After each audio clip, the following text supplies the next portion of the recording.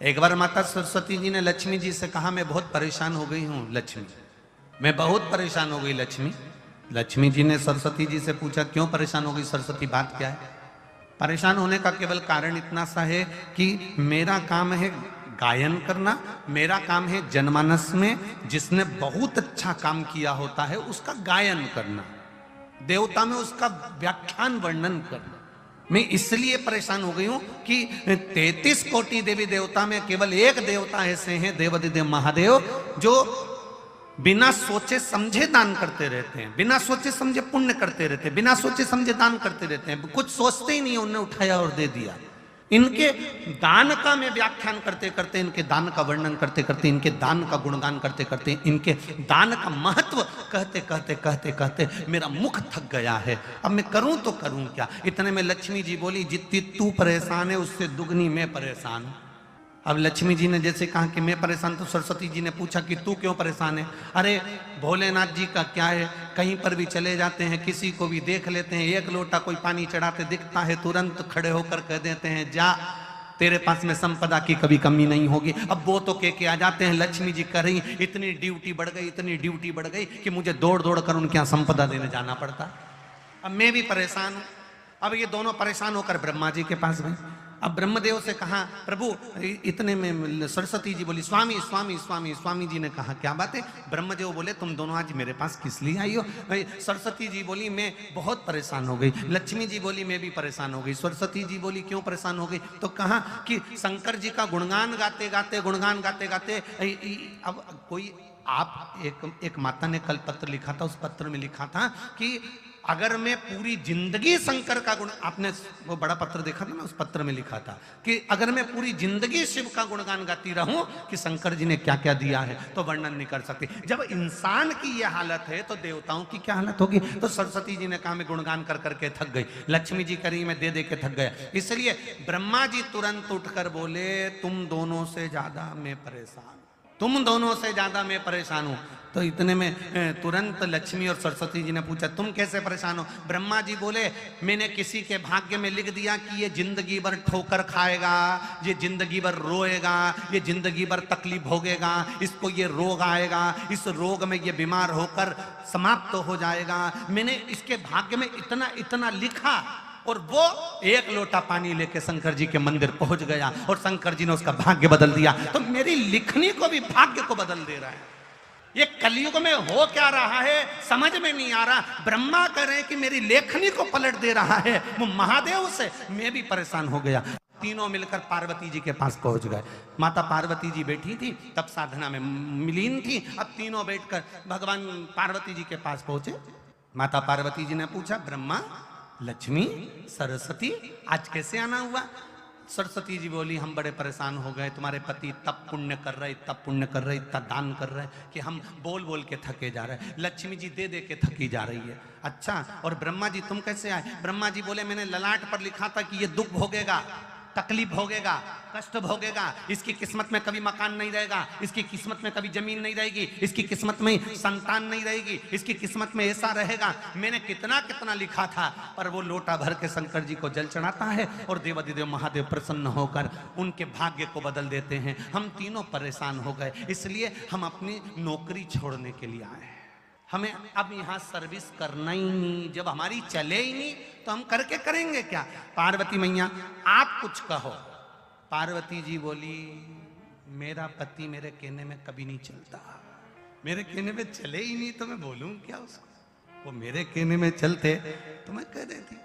फिर भी अगर आप कह रहे हो तो मैं बात करती हूँ। पार्वती जी भी शिव जी के पास गईं। लक्ष्मी, सरस्वती, ब्रह्मा तीनों चारों शिव जी के पास गए। भोलेनाथ जी को एक लोटा जल चढ़ाया। शंकर जी प्रसन्न हो गए। प्रसन्न होते से बोले, मांगो तुम्हें क्या चाहिए? इतने में ब्रह्मा जी बोले, तुम ही देख लो, अब्बी के अब्बी हो गया। 1 सेकंड हुआ बस, तुमने पानी चढ़ाया और वो बोल दिया, मांग क्या चाहिए? अब इतने में पार्वती जी बोली, प्रभु बस इतना सा चाहिए। ब्रह्मा जी बड़े दुखी हैं। क्यों? इनने भाग्य में लिखा कि इसको ये दुख आएगा, इनने भाग्य में लिखा कि इसकी औलाद नहीं होगी, इनने भाग्य में लिखा कि इसको ये बीमारी आएगी, तुमने पलट क्यों दिया? ब्रह्मा जी तुम समझ नहीं सकते।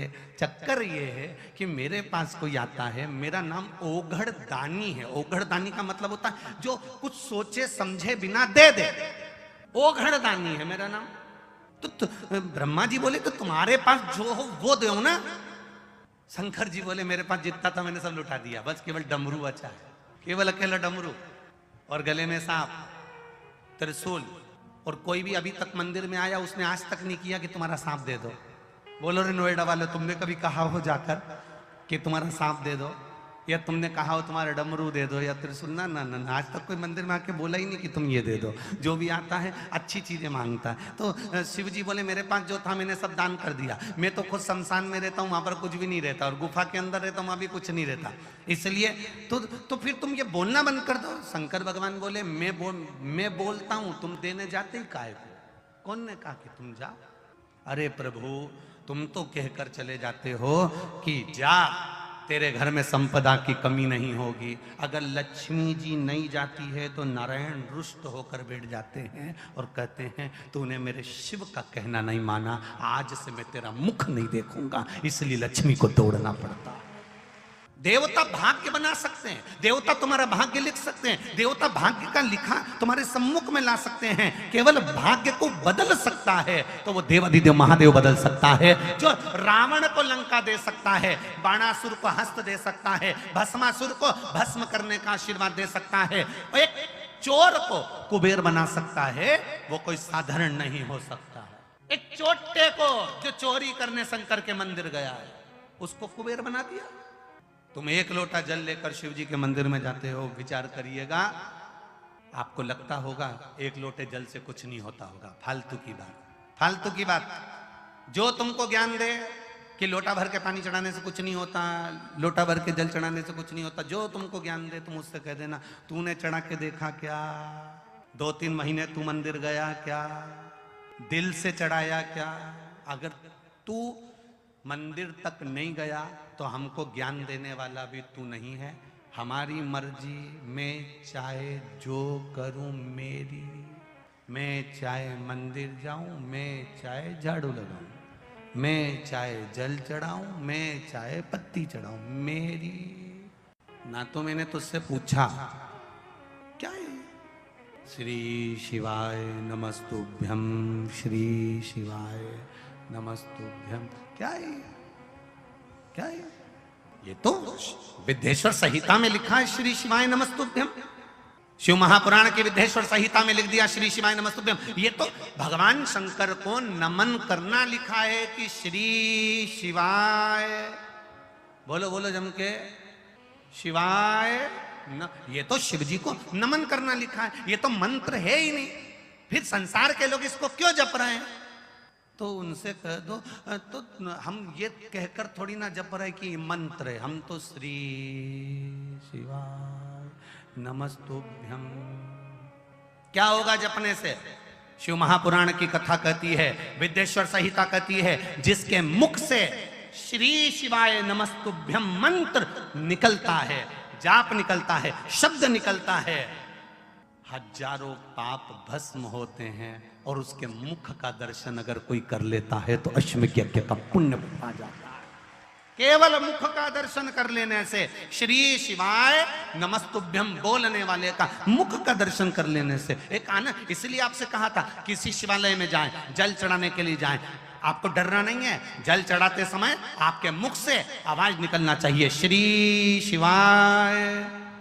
जल चढ़ाते समय तुम्हारे मुख से आवाज निकले। क्यों? अगर पास में खड़ा हुआ व्यक्ति कुछ नहीं बोलेगा, उसके कानों में भी अगर ये मंत्र जाएगा, पलटकर तेरा मुख का अगर वो दर्शन भी कर लेगा तो संसार सागर से पार उतर जाएगा। केवल दर्शन कर लेने वाला।